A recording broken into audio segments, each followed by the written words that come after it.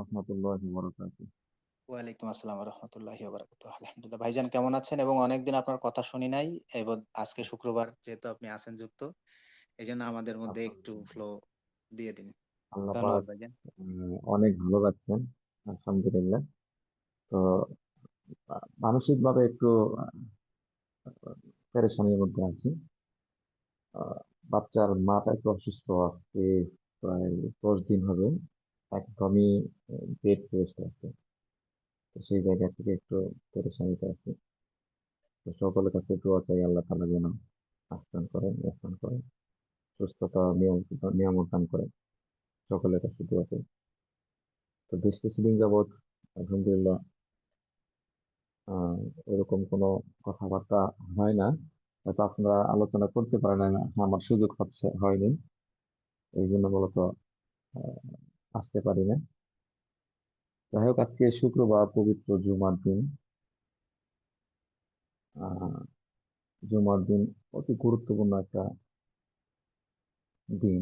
আল্লাহ তাআলার কাছে সবচেয়ে দিনের মধ্যে সবচেয়ে দামি দিন হলো জুমার দিন।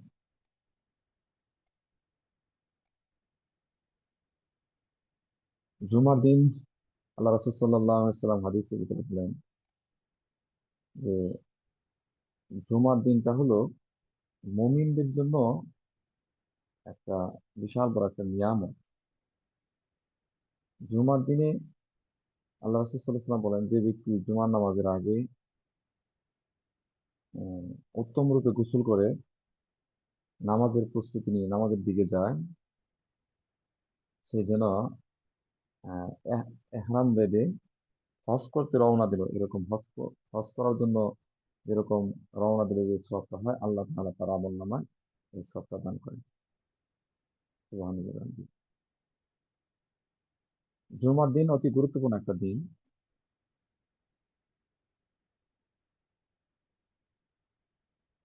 এটা আল্লাহ রাসূল সাল্লাল্লাহু আলাইহি ওয়াসাল্লাম অসংখ্য অগণিত হাদিসের ভিতরে বলছেন, জুমার দিন এটা আল্লাহ তাআলা বান্দার দোয়া কবুল করেন। বিশেষ করে আপনার যখন ইমাম সাহেব হুজুর আপনার বয়ান দেয়, এই সময় দোয়া করলে আল্লাহ তাআলা দোয়া কবুল করেন। এর মধ্যে উম, একটা সময় আছে, যে সময়টুকুর মধ্যে আল্লাহ তাআলা অবশ্যই দোয়া কবুল করেন, সেটা হলো দুই খুতবার মাঝখানে। দুই খুতবার মাঝখানে একটা সময়, অর্থাৎ ইমাম সাহেব হুজুর যখন প্রথম খুতবা দেন, তারপরে দ্বিতীয় খুতবা দেওয়ার আগে এখানে 30 সেকেন্ড অথবা 1 মিনিট হয় না, 30 সেকেন্ড বা 20 সেকেন্ড সময় একটা বিরতি নেন। এই বিরতির সময় কেউ যদি আল্লাহ তাআলার কাছে চায়, আল্লাহ তাআলা তার দোয়া অবশ্যই কবুল করবেন। কারণ আমি নিজে পরীক্ষিত, আলহামদুলিল্লাহ। এটা আহ, যে দোয়াগুলো আমি ওইখানে থেকে করেছি, অধিকাংশ দোয়াগুলাই আলহামদুলিল্লাহ কবুল করেছেন আল্লাহ তাআলা। সেটা যদি শরিয়া সম্মত হয়। এমন না যে আমি আহ, যে মাঝখানে এমন একটা দোয়া করে বসলাম, সেটা শরিয়া শরিয়া সম্মত না, এরকম না। যেটা শরিয়া সম্মত আছে এরকম একটা দোয়া করলে পরে আল্লাহ তাআলা অবশ্যই তার দোয়া কবুল করবে। অর্থনৈতিক ভাবে বলেন, সন্তান সন্ততি, অসুখ বিসুখ, টাকা পয়সা, ঋণ, সবকিছু মিলে আমরা কেউ স্বয়ং সম্পূর্ণ না, একমাত্র আল্লাহ তাআলাই স্বয়ং সম্পূর্ণ। এই জন্য আহ আল্লাহ তাআলা আমাদেরকে দেন, চাওয়ার মতো চাইলে আল্লাহ তাআলা অবশ্যই দিবেন। জুমার দিনের কিছু ফজিলত আছে, যে এই ফজিলতটা মানে এটা বিশেষ দিন কেন, এটার কিছু কারণ আছে। জুমার দিন হচ্ছে সপ্তাহের শ্রেষ্ঠ একটা দিন। আল্লাহ তাআলা মানব জাতির জন্য এই 7 দিনের মধ্যে এই দিনটাকে সম্মানিত করেছেন। অন্যান্য দিনের চাইতে এটা গুরুত্বপূর্ণ একটা দিন। রাসূল সাল্লাল্লাহু আলাইহি ওয়াসাল্লাম বলেছেন যে সপ্তাহের শ্রেষ্ঠ দিন হলো জুমার দিন। এই দিনে আদম আলাইহিস সালামকে সৃষ্টি করা হয়েছিল। আদম আলাইহিস সালামকে সৃষ্টি করেছিলেন আল্লাহ তাআলা এই জুমার দিনেই।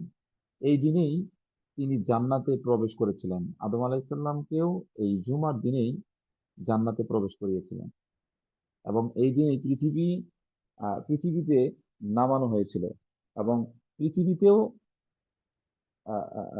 তাকে নামানো হয়েছিল। আর এই দিনেই কিয়ামত সংঘটিত হবে। আবার আল্লাহ রাসূল সাল্লাল্লাহু আলাইহি ওয়াসাল্লাম সহিহ মুসলিম হাদিসের ভিতরে 854 নম্বর হাদিসে আল্লাহ রাসূল সাল্লাল্লাহু আলাইহি ওয়াসাল্লাম বলেছে এই দিনই আবার কিয়ামত সংঘটিত হবে, শুক্রবার দিনে কিয়ামত সংঘটিত হবে। তো জুমার দিনের বিশেষ কিছু আমল আছে, অল্প কিছু সময় একটু আলোচনা করবো ইনশাল্লাহ। সকলে একটু মনোযোগ সহকারে শুনবেন জুমার দিনের আমলগুলো, যেহেতু আজকে শুক্রবার। 1 নম্বর আমল হলো যে গোসল করা, পরিচ্ছন্নতা রক্ষা করা। রাসূল সাল্লাল্লাহু আলাইহি ওয়াসাল্লাম বলেছেন, যে ব্যক্তি জুমার দিনে গোসল করে, সুন্দরভাবে পোশাক পরে, সুগন্ধি ব্যবহার করে, এরপর মসজিদে এসে ইমামের কথা মনোযোগ দিয়ে শুনে, তার আগের জুমা পর্যন্ত সমস্ত ছোটখাটো গুনাহগুলো আল্লাহ তাআলা মাফ করে দেন। সুবহানাল্লাহ। বুখারী শরীফ হাদিস, বুখারী ও মুসলিম শরীফ হাদিস। এই জন্য জুমার দিনে উত্তম রূপে গোসল করা, নখগুলো কাটানো, চুল ছাটানো, দাড়ি গোঁফ সেভ করা। অনেকেই তো এই সম্পর্কে আমরা জানি না, খুবই কম জানি। 40 দিন পর্যন্ত কেউ যদি গোঁফ দাড়ি বা আপনার লোমগুলা পরিষ্কার না করে, তাহলে তার ইবাদত বন্দেগী হবে না। তো সেই জায়গা থেকে আহ নখগুলা কাটতে হবে প্রতি সপ্তাহে, 1 সপ্তাহ পর পর, সেটা জুমার দিন কাটার জন্য। নাক কাটারও কিছু তরতিব আছে। যেমন ডান হাতের আহ তর্জনী আঙ্গুল থেকে শুরু করতে হয়। বৃদ্ধা আঙ্গুলের পরে যে তর্জনী আঙ্গুল আছে, তর্জনী আঙ্গুল থেকে নখ কাটা শুরু করতে হয় ডান হাতে। তারপরে মধ্যমা আঙ্গুল কাটবে, তারপরে অনামিকা আঙ্গুল কাটবে, তারপরে কনিষ্ঠ আঙ্গুল কাটবে। এটা হলো ডান দিকের ডান হাতে। আগে কাটতে হবে তর্জনী আঙ্গুল, তর্জনী, মধ্যমা, অনামিকা, কনিষ্ঠা। এই 4টা আঙ্গুল নখগুলো আগে কাটবে। তারপরে বাম হাতের, মানে এটা আশা করি সবাই বুঝতেছেন, তর্জনী আঙ্গুল থেকে শুরু করে তর্জনী, মধ্যমা, অনামিকা, কনিষ্ঠা, এই 4টা নখ কাটার পরে, এটা হলো সুন্নত তরিকা। তারপরে বাম হাতের কনিষ্ঠ আঙ্গুল থেকে শুরু হবে আবার। বাম হাতের কনিষ্ঠ আঙ্গুল, তারপরে অনামিকা, মধ্যমা, তর্জনী, তারপরে বৃদ্ধাঙ্গুল। সর্বশেষ জায়গা কাটবে আপনার ডান হাতের বৃদ্ধাঙ্গুল। এই ডান হাতের বৃদ্ধাঙ্গুল যেটা আছে এইখানে যায় শেষ করবে। এইভাবে নখ কাটা সুন্নত। আল্লাহ রাসূল সাল্লাল্লাহু আলাইহি ওয়াসাল্লাম বলছেন, যে ব্যক্তি একটা সুন্নতকে জিন্দা করলো, একটা সুন্নতকে কেউ যদি জিন্দা করে, তাহলে আল্লাহ তাআলা ওই একটা সুন্নতের বিনিময়ে, একটা সুন্নতকে জিন্দা করার বিনিময়ে আল্লাহ তাআলা তাকে জান্নাতের ফয়সালা করে দিতে পারে। একটা সুন্নতের বিনিময়ে এত কিছু দরকার নেই। একটা সুন্নতকে জিন্দা করা মানে বহু কিছু, অনেক। মানে আমরা তো দুনিয়া, এখন বর্তমান সমাজে সুন্নত গুলো একদমই ছেড়ে দিচ্ছে। সুন্নত গুলা, নামাজের সুন্নতের কথা বলতেছি না, অনেক সুন্নতি আছে যেটা ছেড়ে দিচ্ছি। মেসওয়াক করা সুন্নত, এটা আমরা ছেড়ে দিয়েছি। এই যে শুক্রবারের কিছু আমল আছে, এই সুন্নত গুলো ছেড়ে দিয়েছি। বিবাহ শাদীর মধ্যে যে সুন্নত গুলা, সুন্নতি বিবাহ শাদী যেগুলা হয়, ওগুলা আমরা ছেড়ে দিয়েছি। এখন আমরা ওই এআই এর যুগে পড়ে গেছি, তো এই জন্য সব আপডেট। গত আহ গত সপ্তাহ গত সপ্তাহে আমাদের এলাকায় একটা বাচ্চা মারা গেল। বাস্তব ঘটনা, আমাদের পাশের আহ, মানে প্রতিবেশী। তো এই বাচ্চাটার বয়স ছিল 10 বছর, 9 থেকে 10 বছর বয়স। বাচ্চাটা মাদ্রাসায় পড়াশোনা করে। তো বাচ্চাটা ফোনে আসক্ত ছিল। আপনার সবসময় সুযোগ পেলেই ওই বাবার ফোন নিয়ে সবসময় দেখতো। তো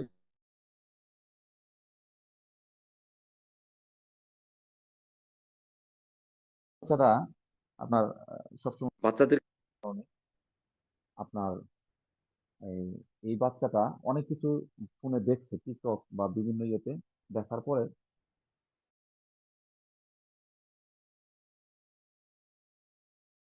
ওই যে কিভাবে শরীরের মধ্যে আগুন ধরা যায় অনেক সময় আপনার এই ভিডিও গুলো সামনে আসে। তো মোবাইল আসক্ত হওয়ার কারণে ওই বিষয়গুলো দেখে এই বাচ্চাটার ভিতরে একটা, মানে কাজ করছে আর কি, এরকম আগুন কিভাবে ধরা যায়। তো এই বাচ্চাটা মাদ্রাসায় আসবে, আহ, মানে আসবে না, আর আম্মা বলছে, বকা টকা দিছে একটু, অনেকে বলছে, মানে বলছে যে মাদ্রাসা না গেলে মারধরও করছে হালকা পাতলা, আবার বকাবদ্ধ করছে দুজনে।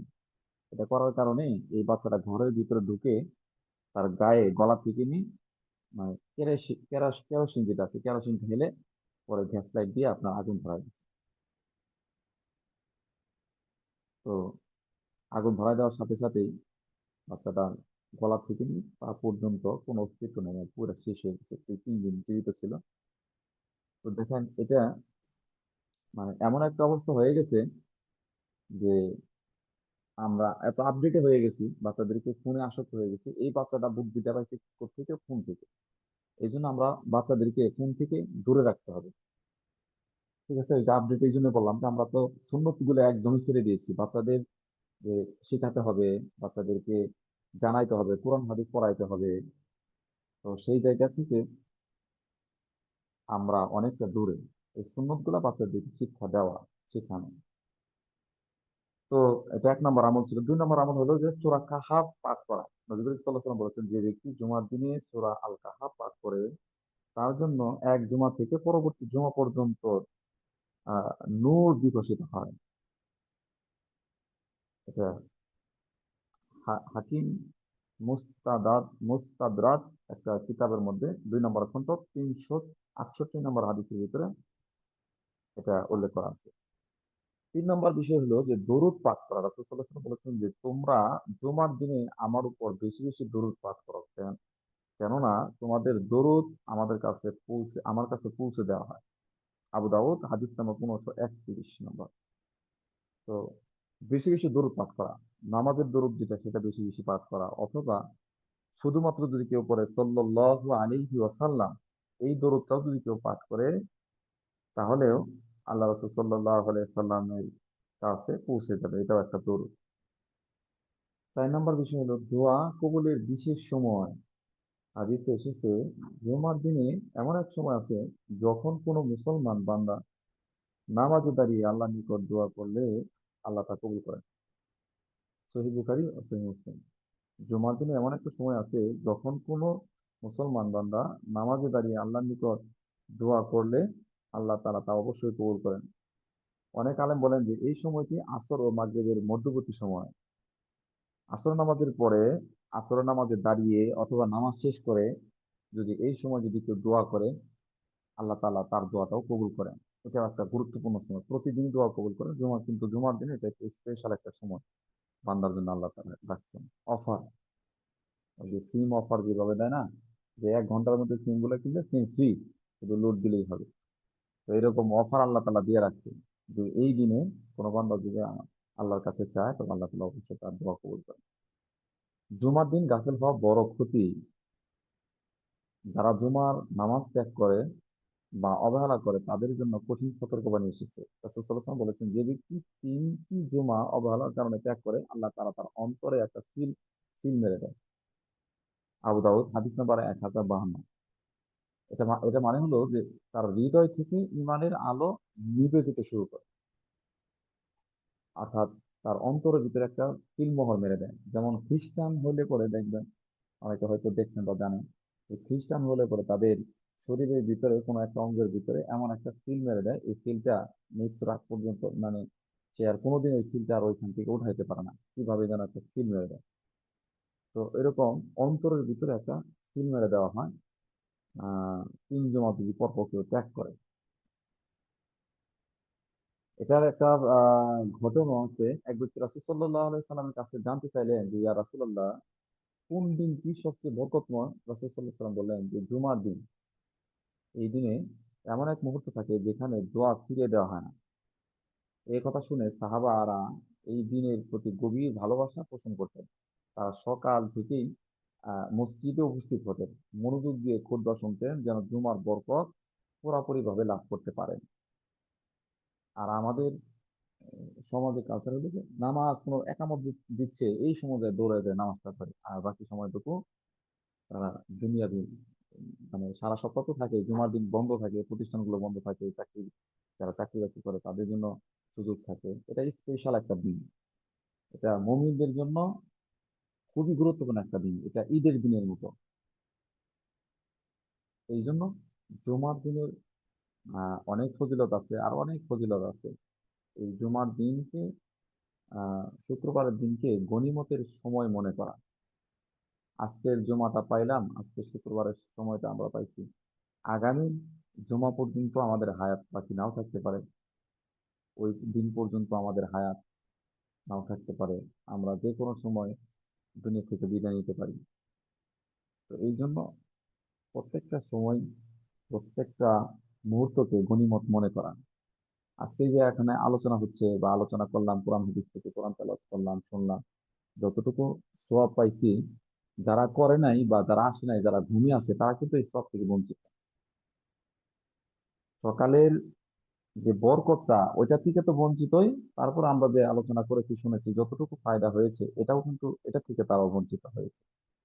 অনেক মানুষ নামাজ নামাজ পর্যন্ত পড়তে পারেন, এরকম হতবাকা অনেক আছে।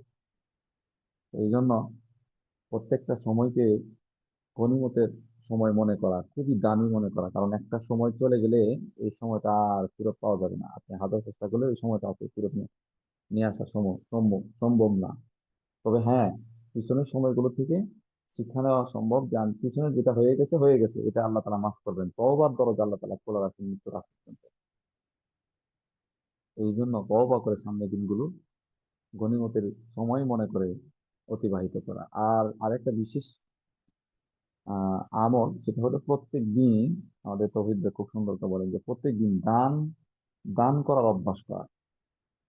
আপনার এখন মন চাইছে দান করার জন্য, তো আপনার সাথে মনে হওয়ার সাথে সাথেই দান করা। কারণ পরবর্তী সময় সেই অর্থ আপনার কাছে থাকতেও পারে, নাও পারে, আপনি সুযোগ পেতেও পারেন, নাও পারে। এই জন্য প্রত্যেকটা দিন দান করার অভ্যাস করা। ওই যে ভাই, একটা ভাই বললেন যে আল্লাহ তাআলার শুকরিয়া আদায় না কি যেন একটা কথা বললেন একটু আগে, আহ ভুলে গেলাম। যে আল্লাহ তাআলার সবচেয়ে বেশি খুশি হয় কি কারণে? আল্লাহ তাআলার কাছে তওবা করলে, মাপ চাইলে সবচেয়ে বেশি খুশি হয়। তার মধ্যে এটাও একটা, যে আল্লাহ তাআলা গোপনে দান করলে আল্লাহ তাআলা সবচেয়ে বেশি খুশি হন। এটাও আল্লাহ তাআলা তার রাগকে, গুসাকে আল্লাহ তাআলা মিঠাই দেন। হ্যাঁ, তার উপরে কোনো রাগ থাকে না। ওই জন্য প্রতিদিন যতটুকু সম্ভব, 5 টাকা পারেন, 10 টাকা পারেন, 1 টাকাও যদি সম্ভব হয়, কিছু যদি নাও হয়, মানুষকে উপকার করে ভালো কথা বলে হলেও, এটাও একটা সদকা। ভালো কথা বলা, মানুষের সহযোগিতা করা, এটাও একটা সদকা, দান করা। যে টাকা পয়সাই দিতে হবে এরকম না। তো প্রত্যেক দিন সবসময় ভালো কাজের সাথে সম্পৃক্ত হওয়া, এটা বিশাল বড় একটা গুণ। কারণ আমি এখন সুস্থ আছি, সুস্থতার নিয়ামক বোঝা যায় তখন যখন আমি অসুস্থ থাকি। এই জন্য সময় থাকতে সময় কদর করা। ওই যে একটা কথা আছে না, মানুষ বলে যে দাঁত থাকতে দাঁতের মর্ম বোঝা। দাঁতের যত্ন যদি কেউ যদি নেয়, তো সেই ক্ষেত্রে কিন্তু বৃদ্ধ পর্যন্ত তার সবকিছু খুব সুন্দরভাবে উপভোগ করতে পারে। কিন্তু যার দাঁত নাই, একবার ভেঙে গেছে বা পড়ে গেছে, তখন কিন্তু বুঝে যে আসলে দাঁতটা তার কেমন, অনেক কিছু খাইতে পারে না, তখন আফসোস করে। তো সেই জায়গা থেকে আমাদের আহ একটু সময়ের মূল্যায়ন করা, সময়ের মূল্যায়ন করা এবং কি আহ আল্লাহ তাআলা যে আমাদেরকে নিয়ামত দিচ্ছেন, নিয়ামতের শুকরিয়া আদায় করা। যাই হোক, আল্লাহ তাআলা আমাদেরকে যে জুমার দিনের কিছু ফজিলত আছে, ফজিলত সম্পর্কে আলোচনা করার তৌফিক দান করেছেন। কিছু আলোচনা শুনলাম। তো আল্লাহ তাআলা আমাদেরকে জুমার দিনের আমলগুলো বেশি থেকে বেশি করার তৌফিক দান করুক, এবং আমরা চেষ্টা করব যাতে করে, আসলে ভাই দুনিয়াটা হলো কি ক্ষণস্থায়ী জিন্দিগি, এটা মাকড়সা জালের মতো। অনেক সময় রাসূল সাল্লাল্লাহু আলাইহি ওয়াসাল্লাম সাহাবীদেরকে উদাহরণ দিয়ে বলতেন যে মাকড়সার জালটা হলো কি, যে প্রতিদিন এটা ওয়ান ওয়ান টাইম আর কি। দেখবেন রাস্তার মধ্যেও অনেক সময় মাকড়সা জাল বুনে। তো এটা আপনি যখন যান বা মানুষজন যায়, ওই রাতের বেলায় বা সন্ধ্যাবেলায় আপনার জাল বুনছে, সকালবেলায় ভেঙে ফেলাইছে।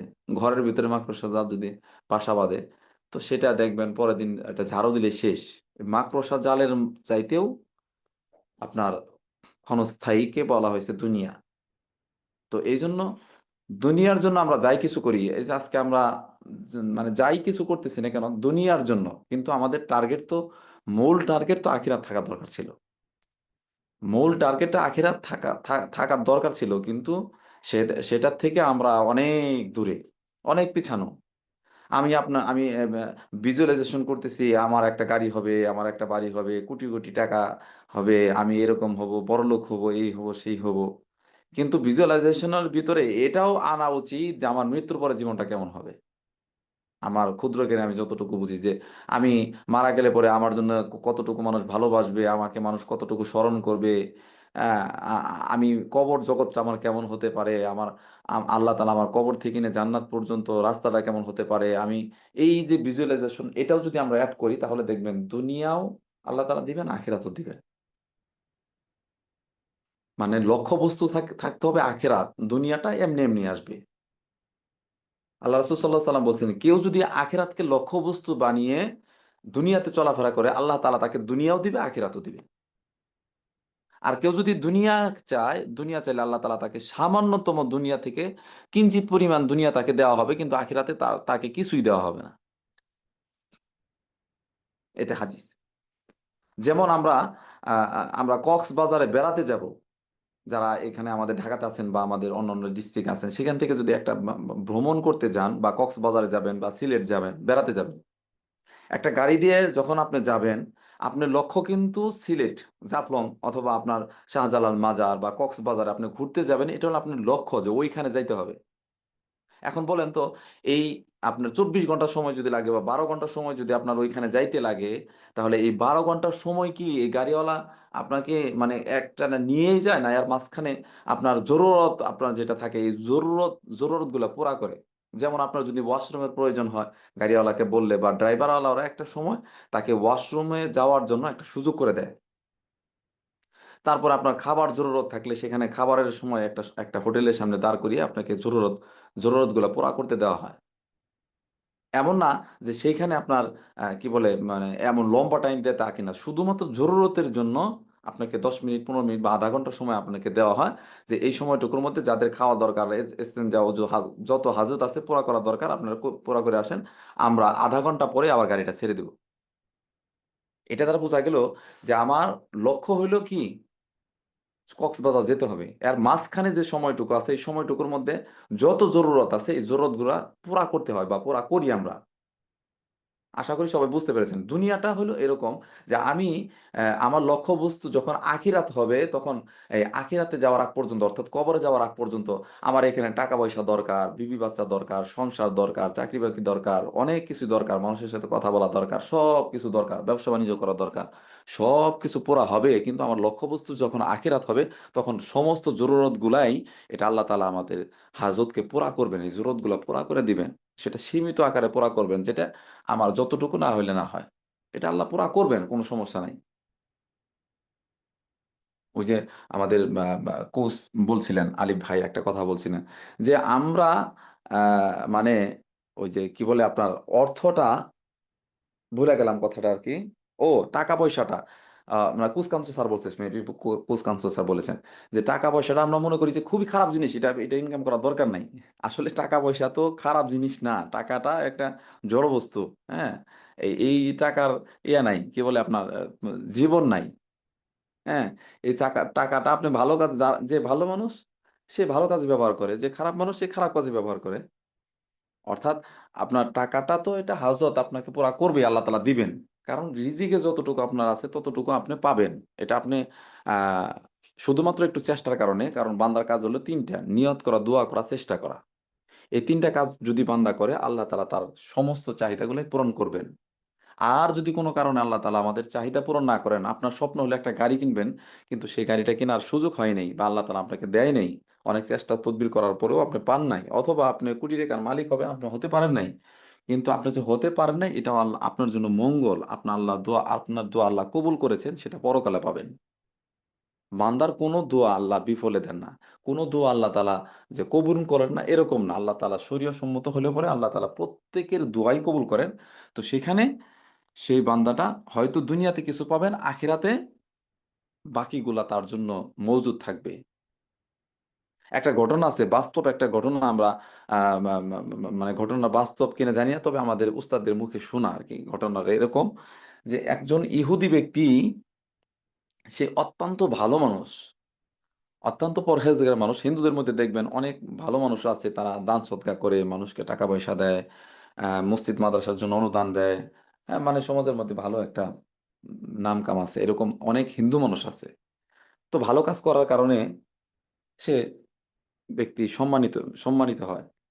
আবার মুসলমানদের মধ্যেও ভালো আছে, হিন্দুদের মধ্যেও ভালো আছে। কিন্তু মুসলমান এবং হিন্দুদের মধ্যে পার্থক্য হলো যে মুসলমান জান্নাতে যাবে কিন্তু হিন্দুরা জান্নাতে যাবে না, কারণ ঈমান না থাকার কারণে, যত ভালো কাজই করুক। তো এক ব্যক্তি মানে হিন্দু ব্যক্তি, ওনার চাহিদা হলো মানে পৃথিবী থেকে যাওয়ার আগে মানে মারা যাবে এমত অবস্থায়, তো তার ইচ্ছা হলো যে একটা ইয়ের মাছ, আপনি কি বলে, মানে সুস্বাদু একটা মাছ বা ইলিশ মাছ বা অন্য যে কোনো একটা মাছের তরকারি দিয়ে ভাত খাবে, তার খুবই চাহিদা। মৃত্যুর সময়, মৃত্যুর সাথে মানে মৃত্যুর আগ মুহূর্তে তার ইচ্ছা হলো যে আমি যদি এই মাছটা দিয়ে ভাত খাইতে পারতাম, তাহলে আমার মানে ইচ্ছাটা পূরণ হইতো, মানে চাহিদা, খুব চাহিদা। আরেকজন মমিন ব্যক্তি, মমিন, তো তারও চাহিদা হলো যে জয়তুন তেল দিয়ে ভাত খাবে, জয়তুন তেল দিয়ে ভাত খাবে, তার ঘরের ভিতরে তেল আছে। এখন তার ছেলেদেরকে বলছে যে জয়তুন তেল আমি তো আনছিলাম, আমার খুবই ইচ্ছে জয়তুন তেল দিয়ে আমি ভাত খাবো, তাহলে একটু ওই জয়তুন তেলগুলো একটু নিয়ে আসো, আমার হয়তো বাঁচবো না বা মরবো গ্যারান্টি না, এটা আমার শেষ ইচ্ছা। তো তার ছেলেরা মানে গেল, যাওয়ার পরে তেলটা তার ঘরের ভিতরে আছে, কিন্তু যা দেখে যে এমন ভাবে নষ্ট হয়েছে, এমন ভাবে যে নষ্ট হয়েছে এটা খাওয়ার উপযোগী না। তো না খেয়ে সে লোকটা মারা গেছে, মানে তার শেষ ইচ্ছাটা পুরা হয়নি। মুমিন ব্যক্তি, আল্লাহ তাআলা তার জানকে কবজ করে নিছে, জিবরাইল আলাইহিস সালাম জান কবজ করে নিছে, তার হায়াত শেষ করে দিয়েছে। আর ইহুদি ব্যক্তি, সে মাছ দিয়ে যে ভাত খাইতে চাইছে, তো ওই তার পুকুর আছে, কিন্তু পুকুরের মধ্যে কোনো মাছ নাই, অল্প একটু পানি, কিন্তু তারপরেও তার মাছে টানের থেকে দেখলো, মানে ইয়া থেকে আপনার কাছার থেকে দেখতেছে, পুকুরের কাছার থেকে দেখতেছে, তার ছেলেরা মাছে একটু ইয়ে করতেছে যে এই পুকুর কি মাছ আছে, তারপরেও জাল ফেলানোর সাথে সাথে ওই মাছটা উঠে আসছে। ওঠা পরে রান্না বান্না করে তাকে খাওয়ানো হয়েছে, খাওয়া দাওয়া করা শেষ করার পরে ওই ইহুদি ব্যক্তিটাও মারা গেছে। এখন এইখানে ফেরেশতারা আল্লাহকে বলে, প্রশ্ন করে যে আল্লাহ, তোমার কুদরত তো আমি বুঝতাছি না, এটা কেমন জিনিস, মানে বেআইনসাফি আমি বুঝলাম না, এটা বলতেছে আল্লাহ। ফেরেশতারা বলতেছে, তখন আল্লাহ বলতেছে কেন আমি বেআইনসাফি করলাম কেন?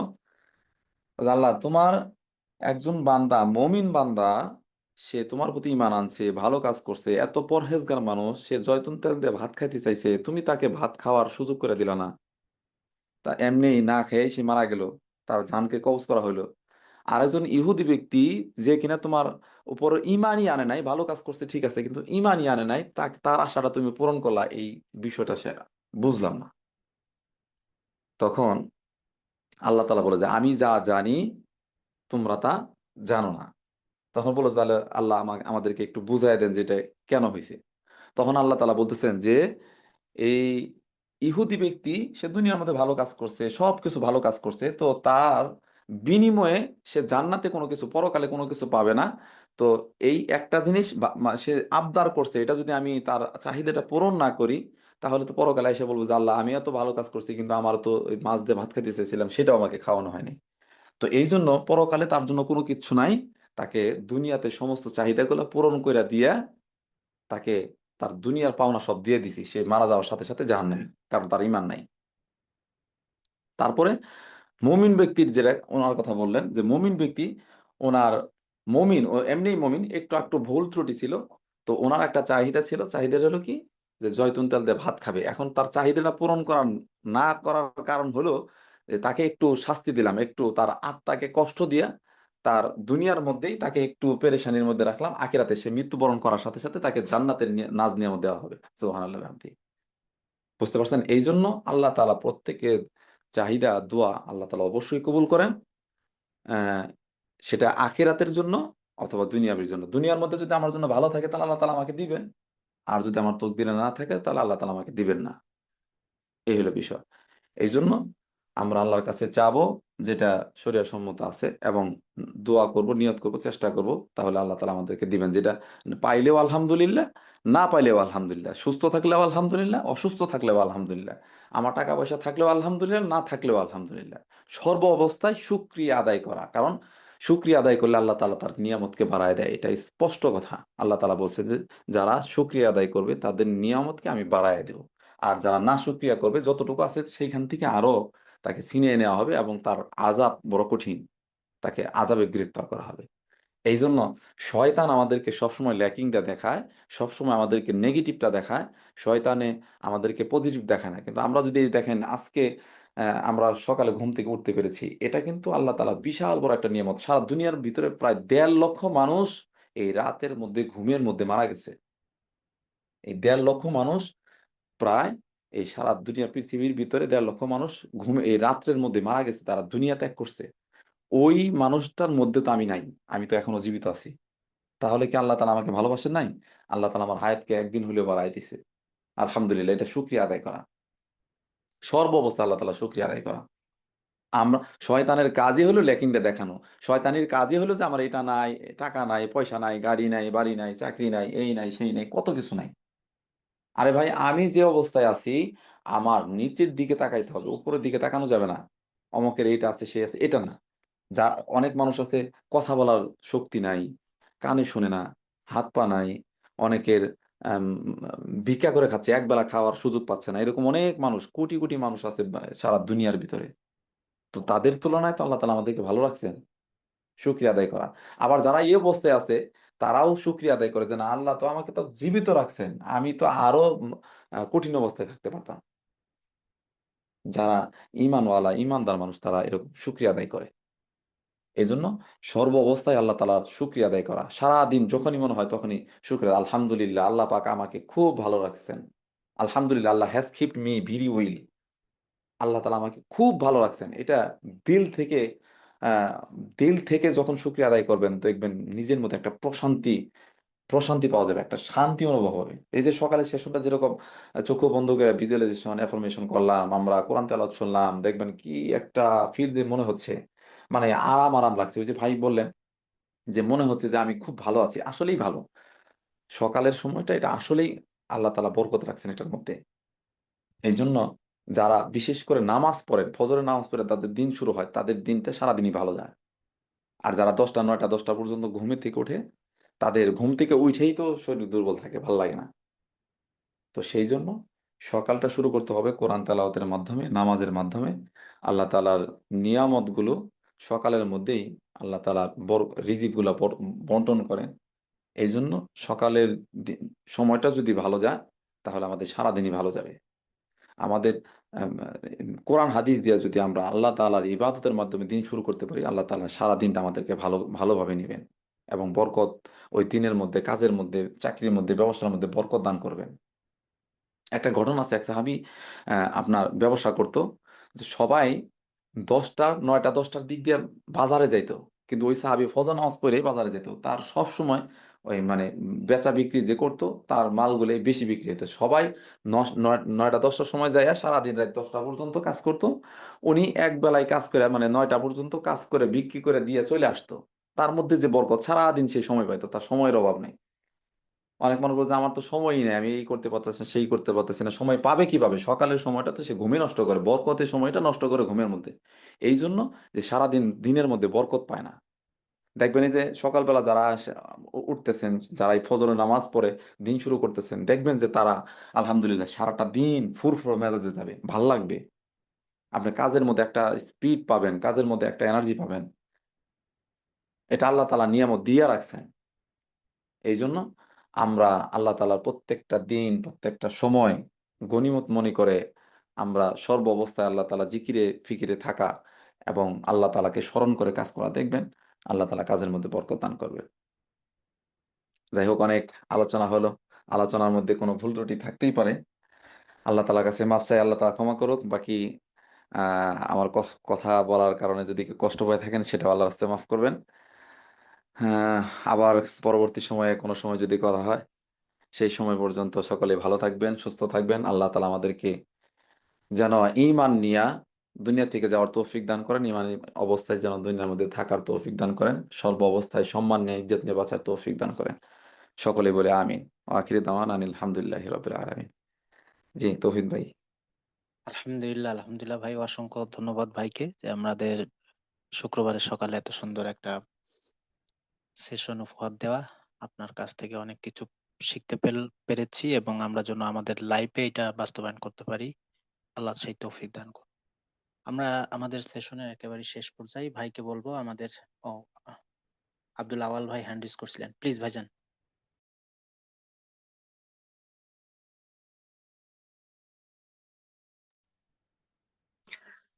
আসসালামু আলাইকুম, সবাই কেমন আছেন?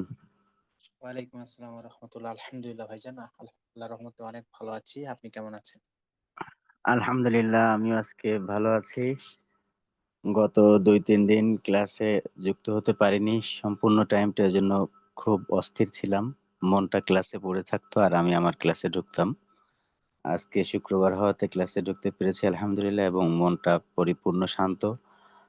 আর আজকে তো ভিজুয়ালাইজেশনে যে নতুন একটা পানির শুনলাম, ওটা অনেক ভালো লাগছে ওইটা। আহ, এবং ওইখানে আমি ক্লাসে ঢুকবো করে লিঙ্কে করতে যে সে ক্লাসে না ঢুকে আজকে ঘুমায় পড়েছি। তারপরে হঠাৎ করে লাফায় উঠছি, উঠে দেখি যে অনেক মানে হয়ে গেছে অনেকখানি। তো আহ, আজকের এটা একটু নতুন ছিল যে নিজের কোনো কথা ছিল না, সম্পূর্ণ আপনার অ্যালাইনমেন্ট, মানে আমরা নিজেদের গোলের মধ্যে ঢুকে নিজেরাই ভিজুয়ালাইজ করেছি। আর আজকে সব থেকে ভালো লাগলো যে এই যে আমাদের আমিনুল ভাইয়া অনেক সুন্দর শুক্রবারের গুরুত্ব নিয়ে অনেক সুন্দর একটা বক্তৃতা দিলেন। তো আমার একটা খেয়াল হয় যে শুক্রবারে সূরা কাহাফ যেহেতু পড়তে হয়, তো আমাদের সকালের কোরআন তেলাওয়াত সেশনে সূরা কাহাফটা শুক্রবারে পড়া মানে অডিও চালানো যেতে পারে। তাহলে হয় কি আমাদের দেখা যাচ্ছে 15 মিনিটে প্রায় 50% মতন হয়ে যেতে পারে আর কি এইটা। আর আলহামদুলিল্লাহ, আমিনুল ভাই অনেক কিছু বলেছেন, এইগুলোর উপরে আমরা সবাই যেন আমল করতে পারি এবং আমল করি। আজকে যেহেতু শুক্রবার, আজকে থেকেই শুরু করে দেই আমলগুলো। আহ, অসংখ্য ধন্যবাদ। আলহামদুলিল্লাহ, দেখেন এই সেশনটা কেমন যেন আমাদেরকে প্রতিনিয়ত পিউরিফাই করছে আমাদের ভেতরের যত খারাপিগুলো আছে এগুলোকে প্রতিনিয়ত শোধন করছে, এবং আমরা আহ আস্তে আস্তে ধাপে ধাপে মহান আল্লাহ তাআলার সঙ্গে কানেক্ট হয়ে যাচ্ছি। আমরা গুনাহ থেকে বেঁচে থাকার প্রয়াস পাচ্ছি এই অনুষ্ঠানের মাধ্যমে সকালবেলায়। আবার আহ সবসময় ভালো কাজ, ভালো করে ভালো জিনিস ভাবা, ভালো নিয়াত, হ্যাঁ, এই জিনিসগুলোর মধ্যে আমরা ডুবে যাচ্ছি। আলহামদুলিল্লাহ, আলহামদুলিল্লাহ, এমন একটা প্ল্যাটফর্মই চেয়েছিলাম। তো শুক্রিয়া যে এমন একটা প্ল্যাটফর্মের আল্লাহ তাআলা ব্যবস্থা করে দিয়েছেন। আমরা এই প্ল্যাটফর্মে থাকবো এবং ইনশাল্লাহ নিজেকে আরো শোধন করব মহান আল্লাহ তাআলার সন্তুষ্টি অর্জনের জন্য। আমিনুল ভাই আরো একটা জিনিস বলেছেন যে আমাদের উদ্দেশ্য, ভিজুয়ালাইজেশনে আমাদের উদ্দেশ্য যেন জান্নাত থাকে।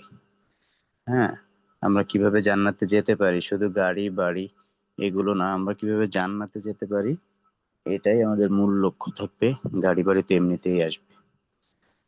আমি আমার আহ আব্বুকে একটা প্রশ্ন করেছিলাম যে আব্বু আপনি বাড়ি বানান না কেন?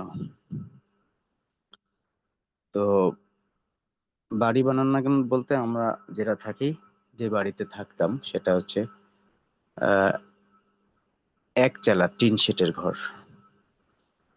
তো আমার আব্বু সরকারি চাকরি করতেন, তার কাছে টাকা পয়সা ছিল, কিন্তু তাকে বাড়ি বানানোর কথা বললে, বিল্ডিং বানানোর কথা বললে বলতেন যে আব্বু দেখো আমাদের দুনিয়াটা হচ্ছে টেম্পোরারি।